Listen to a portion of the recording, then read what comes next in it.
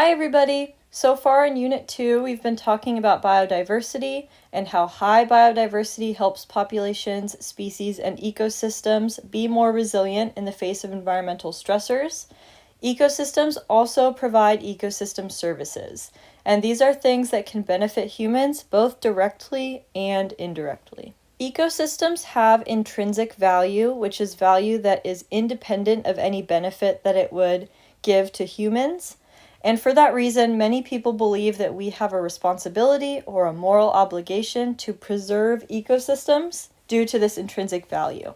Ecosystems also have instrumental or extrinsic value, and ecosystem services are the direct and indirect benefits that ecosystems provide to humans.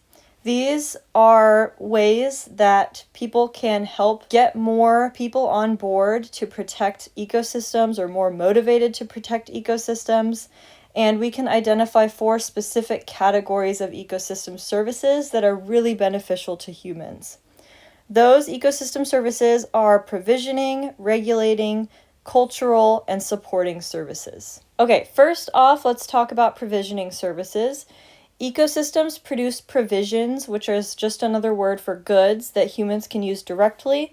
Those are things like lumber, food, medicinal plants, furs, and paper. These things are very important. For example, if we're looking at medicinal plants, of the top 150 prescription drugs sold in the USA today, around 70% of those come from natural sources, so either using the plant itself or using chemicals that plants create. And pharmaceutical scientists have currently identified over 800 natural chemicals that have the potential to improve human health. There are many human activities that disrupt these provisioning services.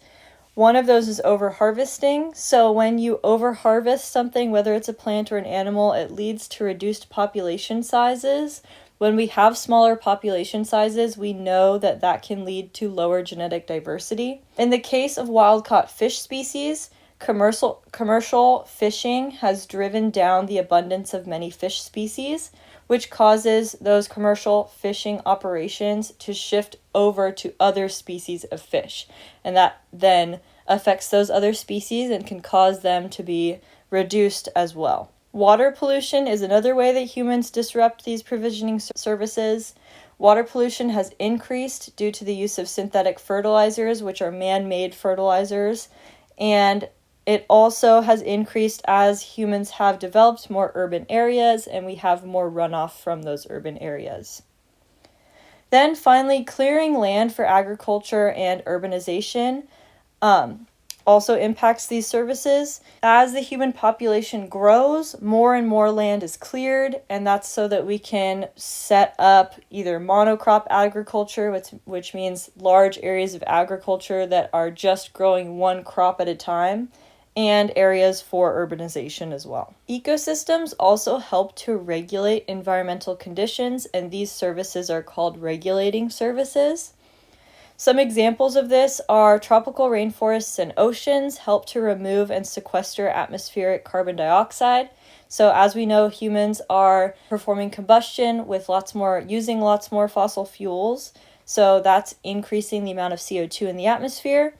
Those rainforests and oceans help to remove that carbon dioxide so it's not just sitting in the atmosphere. And also, trees remove other harmful air pollutants other than carbon dioxide. So they help to kind of filter that air as well. When we're talking about regulating services, high levels of biodiversity are really critical in order to ensure that this environmental regulation continues, even if there are natural disturbances. So when we have a diverse ecosystem, it's more resilient in the face of environmental changes. So more diversity of species means that ecosystem is more resilient. So this allows regulating services to remain uninterrupted even in the face of stressors. So for example, if an ecosystem has several species of plants that can perform nitrogen fixation, and one of those species happens to be killed by a pollutant, that doesn't mean that nitrogen fixation will completely stop in that area. Nitrogen fixation will continue on thanks to the other species that were more resistant to that pollutant and who were not killed. So this is only possible if an ecosystem has high levels of biodiversity. Now, the primary human disruption to regulating services is deforestation. And this is when you remove large areas of trees, we really lose out on the carbon removal properties of these ecosystems. And we also lose out on their ability to filter other pollutants that are located in our atmosphere. Ecosystems also provide cultural services, which are cultural or aesthetic benefits to many people. We can collect revenue from recreational activities at places like national parks. Beautiful landscapes will draw people in. They'll be willing to pay to enter those parks, and they'll spend money at local stores and restaurants, or they'd be willing to pay for camping fees. Other things related to that, fishermen and hunters may pay for fishing license or hunting licenses to be able to fish and hunt in that area. We also get profits from scientific discoveries that are made in ecosystems. So one cultural service that we get from ecosystems is just knowledge in itself. And scientists learn a lot from these ecosystems. One that's kind of at the forefront of our mind a lot of the times is that scientists learn a lot about plant compounds that can lead to the creation of new medicines, and those medicines can be sold for profit. So some human disruptions that can affect these cultural services are deforestation, pollution, and urbanization. These all cause degradation of those ecosystems, and then there's less natural areas there for scientists to use or for people to appreciate, and so we lose out on some cultural services. Our last category of ecosystem services are supporting services. And these are services provided by ecosystems that would be extremely expensive for humans to generate. So some things that would be really expensive for us to do are things like pollination. Crops are pollinated by bees, bats, hummingbirds, and other native insects. We also benefit from pest control. When you have an ecosystem with a lot of biodiversity, it provides habitats for predators that might prey on agricultural pests. So instead of having to apply pesticides or spend money for other ways of mediating these pests, we have some natural predators that are living in that ecosystem already. And we also benefit from water filtration. So healthy ecosystems will filter harmful pathogens and chemicals from water. And this means that when we go to drink that water doesn't require quite as much treatment, and we don't have to spend as much money to treat water before it can be directly provided to humans to consume. So replicating these processes would be insanely expensive, so supporting services are really important.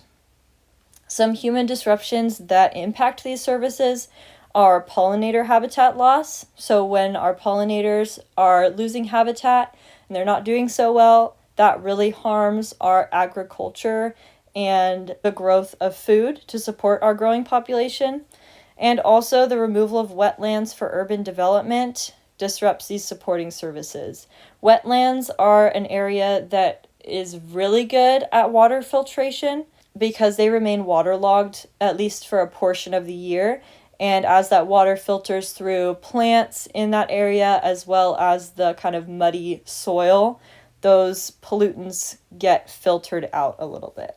So ecosystem services are worth a lot of money. Economists have studied this, and their estimate is that each year ecosystem services are worth above $125 trillion. So that's a huge sum of money. And the way that they calculated this value is by considering several different things.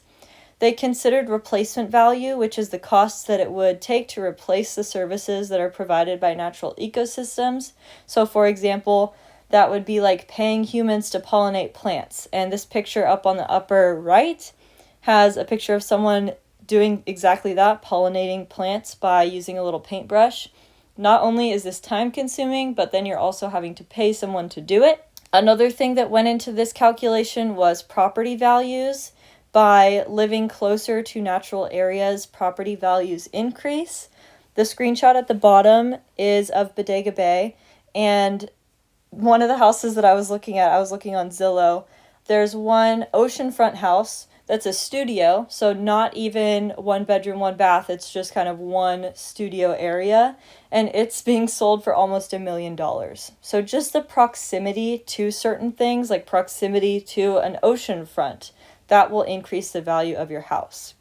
And then also with these ecosystem services, we get a lot of revenue from tourism. So that's also a huge benefit to local economies that have these natural areas. For this practice FRQ, I want you to describe an ecosystem service that intact forest ecosystems provide for humans.